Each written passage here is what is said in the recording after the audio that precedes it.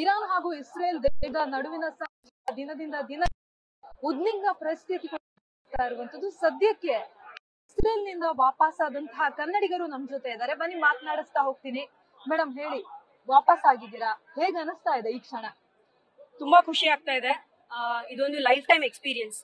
International war ನೋಡೋದು ಎಲ್ಲಾರ ಹಣ್ಣಲ್ಲಿ ಬರ್ದಿರಲ್ಲ ಅನ್ಕೋತೀನಿ. ಸೊ ನಾವು ಯುದ್ಧ ಮಾಡದೇ ಇರ್ಬೋದು ಅಲ್ಲಿ ಹೋಗಿ, ಆದ್ರೆ ಯುದ್ಧನ ಗೆದ್ದು ಬಂದಷ್ಟು ಖುಷಿ ಆಗ್ತಾ ಇದೆ.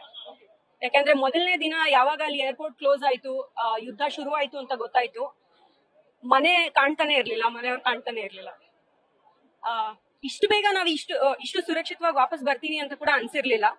ಆದ್ರೆ ಅಲ್ಲಿ ವ್ಯವಸ್ಥೆ ಹೇಗಿದೆ ಅಂದ್ರೆ ದಿನ ದಿನ ಕಳೀತಾ ನಿಮ್ಗೆ ಅನ್ಸಕ್ ಶುರು ಆಗುತ್ತೆ ನನಗೇನು ತೊಂದರೆ ಆಗಲ್ಲ.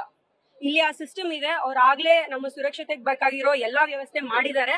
ನಾವು ಮಾಡ್ಬೇಕಾಗಿರೋದು ಒಂದೇ, ಅವ್ರು ಹೇಳಿರೋ ಪ್ರೋಟೋಕಾಲ್ಸ್ ನ ಫಾಲೋ ಮಾಡ್ಬೇಕು. ಅದ್ ಮಾಡ್ತಾ ಹೋದ್ರೆ ನಮ್ಗೆ ಯಾವ್ದೇ ರೀತಿನೂ ಫಿಸಿಕಲ್ ಸೇಫ್ಟಿಗೆ ತೊಂದರೆ ಆಗೋದು ಚಾನ್ಸಸ್ ತುಂಬಾ ಕಮ್ಮಿ.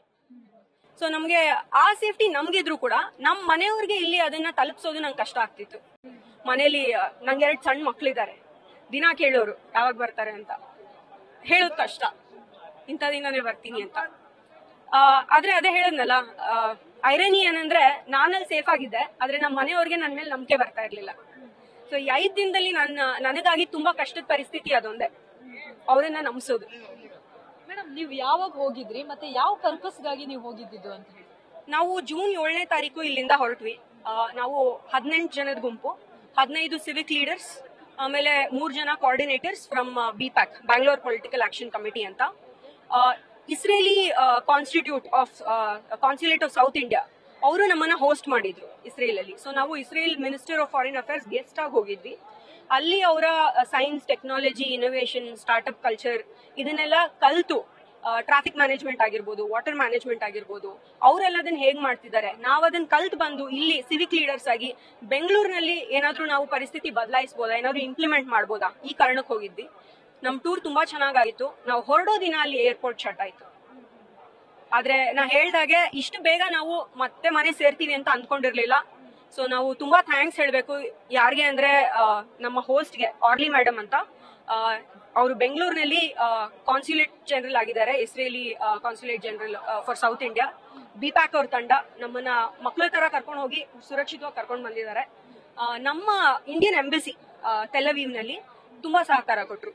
ಫಸ್ಟ್ ಸೆಕ್ರೆಟರಿ ಅಲ್ಲಿ ನಮ್ಮನ್ನ ಬಂದು 2 ಸತಿ ಭೇಟಿ ಮಾಡೋದ್ರು 5 ದಿವಸದಲ್ಲಿ. ಸುರಕ್ಷಿತವಾಗಿ ನಮ್ಮನ್ನ 2 ದೇಶಗಳು ದಾಟಿಸಿ ಭಾರತಕ್ಕೆ ಮತ್ತೆ ಕರ್ಕೊಂಡು ಬಂದಿದ್ದಾರೆ. ಮೇಡಮ್, ಈಗ ಇವತ್ತು ಬರ್ಬೇಕಾದ್ರೂ ಕೂಡ ನಿಮ್ಗೆ ಫ್ಲೈಟ್ ಮಿಸ್ ಆಗೋದು ಈ ತರ ಎಲ್ಲ ಆಯ್ತಲ್ಲ, ಸೊ ಹೇಗ್ ಅನಿಸ್ತು ಆ ಟೈಮಲ್ಲಿ ಅಂತ ಹೇಳಿ?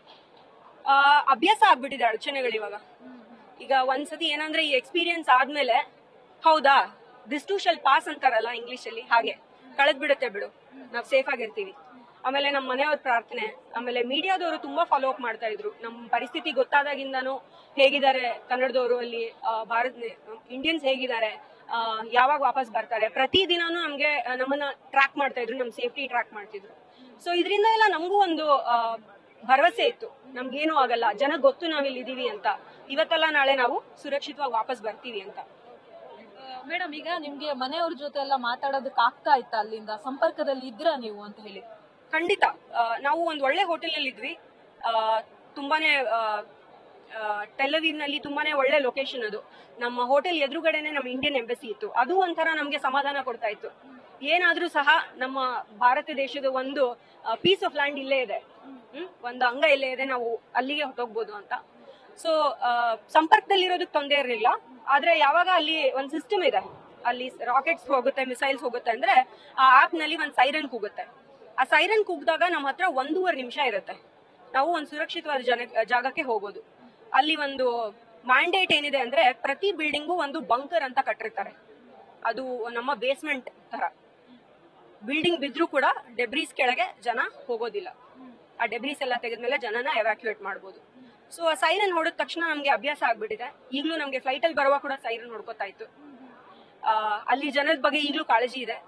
ಈ ಯುದ್ಧ ಬೇಗ ಕೊನೆ ಆಗ್ಲಿ ಅಂತ ಕೇಳ್ಕೊತೀವಿ.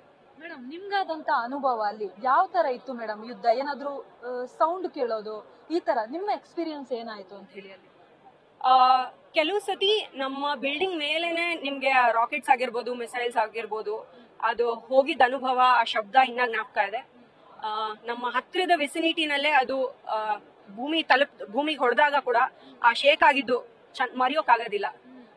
ಒಂದಿನ ನಾವು ಸೈರನ್ ಕೂಗಿ ಇಂಟರ್ಸೆಪ್ಟ್ ಆಯ್ತು ರಾಕೆಟ್ಸ್ ಅಂತ ಗೊತ್ತಾದ್ಮೇಲೆ ವಾಪಸ್ ರೂಮಿಗೆ ಬಂದ್ವಿ. ಬ್ಯಾಲ್ಕನಿಯಿಂದ ನೋಡಿದ್ರೆ ನಮ್ಗೆ ಪ್ಲೇನ್ ಸೈಟ್ ಅಲ್ಲೇ ಕಪ್ಪು ಹೊಗೆ ಮೋಡಗಳು ಮೇಲ್ ಹೋಗೋದ್ ಕಾಣಿಸ್ತು. ಆಗೊಂದ್ ಕ್ಷಣ ಭಯ ಆಗತ್ತೆ, ಅಲ್ಲಾಗಿದೆ ಇಲ್ಲ ಆಗಲ್ವಾ ಅಂತ. ಆದ್ರೆ ನಮ್ಗೆ ಒಂದು ಕಾನ್ಫಿಡೆನ್ಸ್ ಇತ್ತು, ಆಸ್ ಎ ಟೀಮ್ ನಾವು ಬಂದಿದೀವಿ, ಆಸ್ ಎ ಟೀಮ್ ನಾವು ವಾಪಸ್ ಹೋಗ್ತೀವಿ. ನಮ್ಮನ್ನ ನೋಡ್ಕೊಳ್ಳೋದಕ್ಕೆ ತುಂಬಾ ಜನ ಇದ್ದಾರೆ. ಇಸ್ರೇಲಿ ಕಾನ್ಸುಲೇಟ್ ಇದೆ, ಇಸ್ರೇಲಿ ಫಾರಿನ್ ಮಿನಿಸ್ಟ್ರಿ ಇದೆ, ನಮ್ಮ ಮಿನಿಸ್ಟ್ರಿ ಆಫ್ ಫಾರಿನ್ ಅಫೇರ್ಸ್ ಇದೆ, ಕರ್ನಾಟಕ ಸ್ಟೇಟ್ ಗವರ್ಮೆಂಟ್ ಇದೆ. ನಮ್ಗೇನು ಆಗಲ್ಲ, ನಾವು ಹುಷಾರಾಗಿ ಹೋಗ್ತೀವಿ ಅಂತ ಎಲ್ಲರೂ ಅವ್ರು ಮಾಡಿದ ಪ್ರಾಮಿಸಸ್ ನ ಇವತ್ತು ಫುಲ್ಫಿಲ್ ಮಾಡಿದ್ದಾರೆ. ನಾವೆಲ್ಲ ವಾಪಸ್ ಬಂದಿದೀವಿ, ತುಂಬಾ ಖುಷಿ ಆಗ್ತಾ ಇದೆ. ಮೇಡಮ್, ಈಗ ನಿಮ್ಮಿಬ್ರು ಮಕ್ಳು ಕೂಡ ಅಮ್ಮ ಯಾವಾಗ ಬರ್ತಾರೆ ಅಂತ ಕಾಯ್ತಾ ಇದ್ರು ಅಂತ ಅನ್ಸುತ್ತೆ. ಮಾತಾಡುವಾಗ ಏನ್ ಹೇಳ್ತಾ ಇದ್ರು ಅಂತ? ಅವ್ರಿಗೆ ನಾನು ಹೋದ್ ಶನಿವಾರ ಇಲ್ಲಿ ಇರ್ಬೇಕಿತ್ತು. ಹೋದ್ ಶನಿವಾರ ತನಕ ತಾಳ್ಮೆಯಿಂದ ಇದ್ರು. ಅದಾದ್ಮೇಲೆ ಪ್ರತಿದಿನ ಕೇಳಕ್ ಶುರು ಮಾಡ್ಬಿಟ್ಟಿದ್ರು.